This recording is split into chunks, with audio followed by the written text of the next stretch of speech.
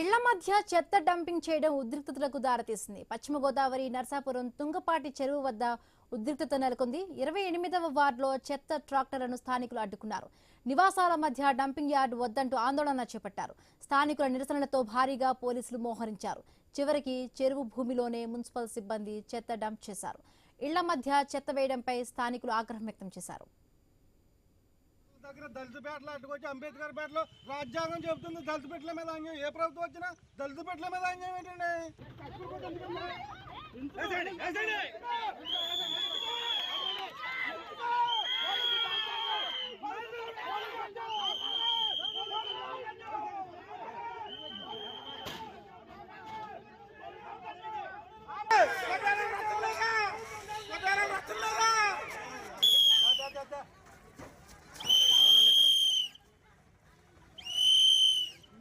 British కాలం నుంచి చెరువుగానే ఉందండి.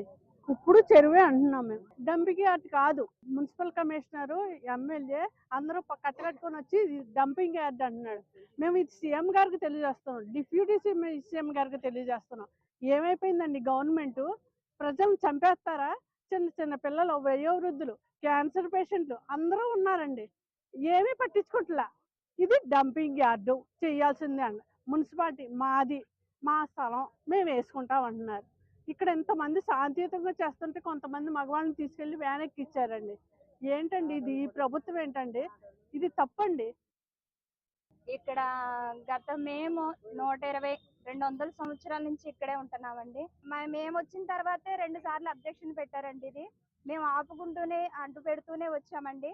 ఇప్పుడు మరి గవర్నమెంట్ లో మాకు ఏంటంటే డంపింగ్ యార్డ్ చేస్తేనే కుదరదు, ఇది గవర్నమెంట్ రూలు, మీరందరూ వినక తప్పదు అని అంటున్నారండి. మేము అక్కడికి గత నెల రోజుల నుంచి ఇదే ధర్నాలు చేస్తూనే వచ్చే ట్రాక్టర్లు అడ్డుకుంటూనే ఉన్నామండి. మాకు చిన్న పిల్లలు ఉన్నారండి, మాకు చాలా మంది క్యాన్సర్ పేషెంట్స్ ఉన్నారు, చాలా రకాల జబ్బులతో మేము ఇక్కడ బాధపడుతున్నాం.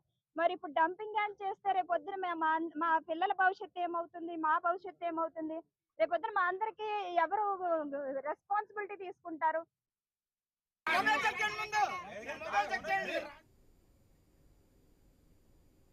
బాపట్ల విద్యుత్ శాఖ ఎగ్జిక్యూటివ్ ఇంజనీర్ ఆఫీసులో పనిచేస్తున్న